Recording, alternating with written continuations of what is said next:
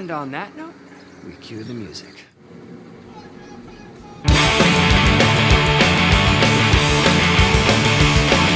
Spider-Man, Spider-Man, does whatever a spider can. Spins a web in his eyes, catches thieves just like flies. Look out, here comes the Spider-Man. This is strong, this is blood. He's got radioactive blood. Can't sleep from a thread. Take a look overhead. Here there goes the Spider-Man. In the chills of the night, at the scene of a crime, like a streak of light in your eyes, in time. Spider-Man, Spider-Man, friendly neighborhood Spider-Man. When the man is ignored, action is his reward. Look out!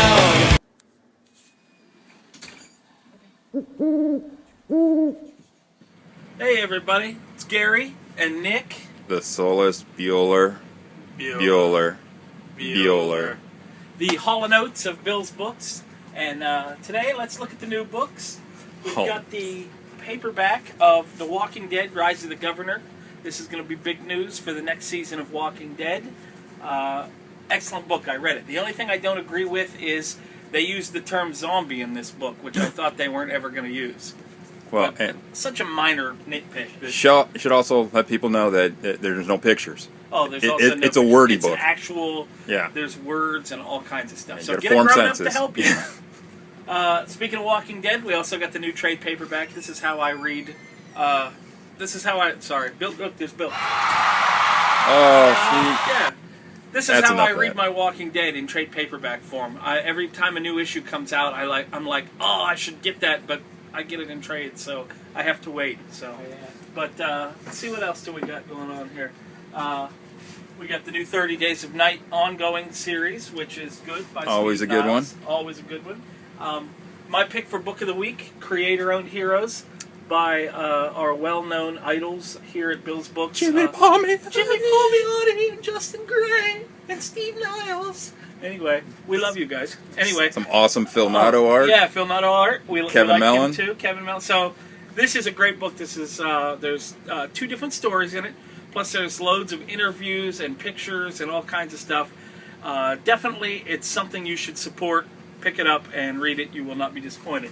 I bought 2 copies because I bought 2 copies. I had to have a variant cover. Yeah. So that's my pick for Book of the Week. We'll get to Nick's that just barely squeaked out over that one.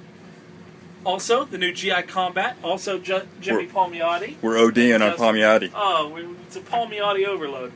The cover of the week, as per Nick, the new G.I. Joe book. That's a great cover. This is my pick for cover of the week. Morning Glories. Reminds me of my last breakup.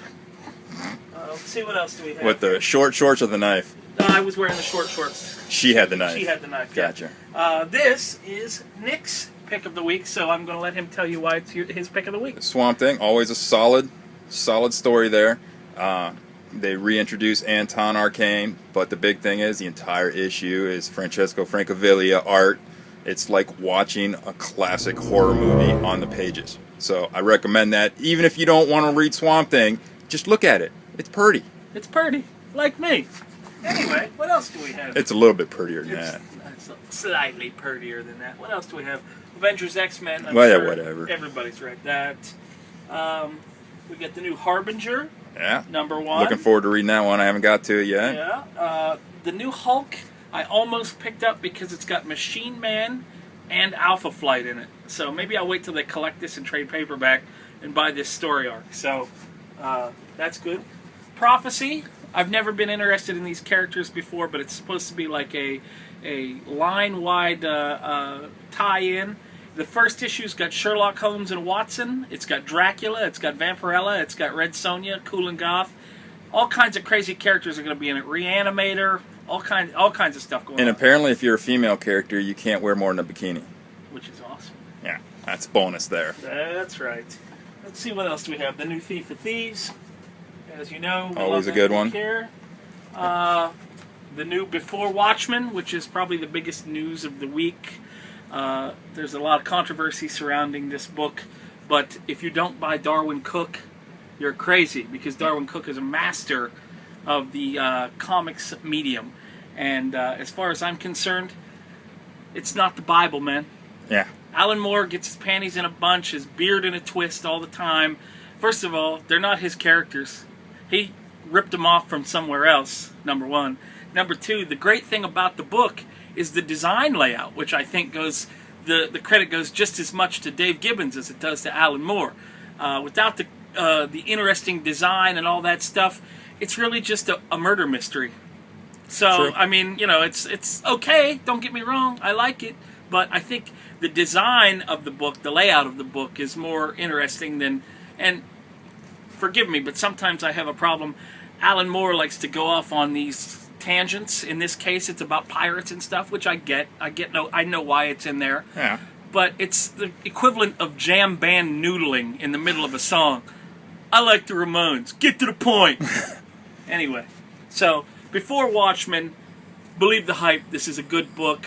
Darwin Cook, especially this era of superhero. Perfect for him. It's the perfect outlet for Darwin Cook. If you're reading Parker, then you're going to want to read those. I never even liked Night Owl until this issue. So you must read that. I don't care what your conscience is telling you. Buy it. Don't be stupid. If you buy that, then go ahead and buy creator-owned heroes to balance out your karma. That's right. There you go. I'm all for creator rights and indie books and that kind of stuff. But I like comic books and I like to read good stories, so I'm going to read it. There you go. Anyway, Secret also came out. Jonathan Hickman. That's what happens when you play with bandsaws. Yeah, that's right. This is the woodshop teacher variant. Let's see, what else do we have here? The issue 220 of Spawn, which is a big anniversary issue.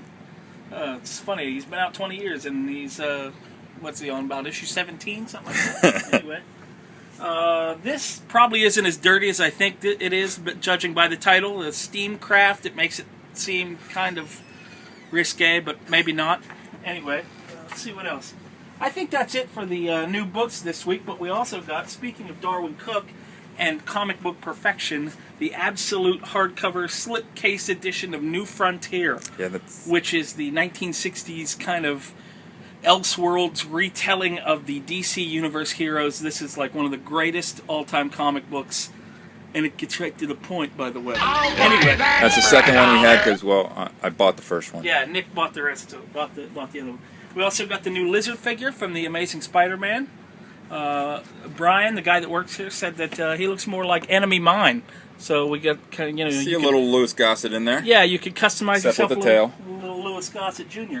So let's see, what else do we have here? We've got got some Dark Horse Archives. More goodies from the liquidation list. Yes, look at this guy. I can't look at this book without thinking of the band Heart. We could drop that sound bite in there. That's a nice one. Yeah, that's a nice. Let's see, what else do we have here? Some Flash Gordon. Love Flash Gordon. Some Roy classic Rogers. reprints of the Marvel Conan. Yes, so we got that. This I love. I've been thinking about talking about this for a while. I can't remember if I did, forgive me, but look, it's Doctor Strange throwing gang signs. Doctor Strange is a West Coast rapper. Beautiful. I don't know, when you're living in the part of New York that he lives in, I guess you have to. He's a West Village rapper. Yeah. Anyway, so let's see what else we got here. We've got Nick's having a little sale because we got 2 copies of the most recent printing of the Before Watchmen hardcovers. So we've got those, and if you buy one of these 2 copies that we have, Nick will actually throw in a Night Owl classic action figure. That's right, because I am just that generous. Because that's how Nick rolls. Yeah. That's how he does it. That's how he puts it down, like that. And that's how we keep that book in print year after so year. That Alan Moore can never get the rights back. Damn you. It's all Horton's fault. Horton. We also got some more archive stuff in. We've got some old Tarzan here. Look, is it me? Or does Tarzan look a little bit like a young Alec Baldwin 30 there? Rock all the way. Yeah, right. So, and then we've got actually Tarzan yelling, Horton! See? Even Tarzan knows He crosses. that Thwarton Dave Horton, he is universally reviled. Mm-hmm. So, we got that. And just to let you guys know, too, these Dark Horse reprints, these are all 40% off. 40% off. Because we're crazy. That's how we roll here at Bill's Books. What the deuce? Anyway, we've also got this Tarzan in which he has a serious leopard print camel toe. So we've got that going on. And we've got the book that is based on my life, actually, Herbie. It says, "Make way for the Fat Fury." So I don't know how they got these baby pictures of me, but that's me. Look. Oh. Yeah, I went to Sears and my mom got my picture taken in a big sombrero and a couple of... And just think, a few years after that, he became a Volkswagen buck. That's right. And we got some Turoks on stone. I was looking at this earlier. I don't know what's going on here or how old that kid is, but if he's as young as he thinks he is, I think he is, I'm on the pterodactyl side for a change. Anyway, so we got that. And then we also have this sweet, massive Luke Skywalker Star Wars Last Hope for the Galaxy slipcase hardcover ridiculousness You could right beat here. the Sith with just that. Yes, you could beat the Sith to death with this. I've always thought that Luke Skywalker was kind of the white trash fantasy. He's kind of like a shaggy-haired dirt farmer who drives around all day in his beat-up space Camaro, and then he hangs out with an old man who sneaks him into a bar, and he gets in a fight. And then he kisses his sister, and then he loses his hand horseplaying with his old man in the garage. I didn't know Star Wars took place in Alabama. Yeah, so there you go. So Luke Skywalker is the white trash mythology in all of us. So just think about that. And I'm sure the more you think into it, the more, like the blue milk and, living with his aunt and uncle. I think there's a lot going on there. That was early meth, wasn't Yeah, it? right. You're absolutely right. So anyway, that's all we have for today, guys. So until next time, this is me and Nick and our sound effects, and we'll see ya. Toodles! Hey guys, this is Nick. You say I don't talk a lot, but here's a little postscript.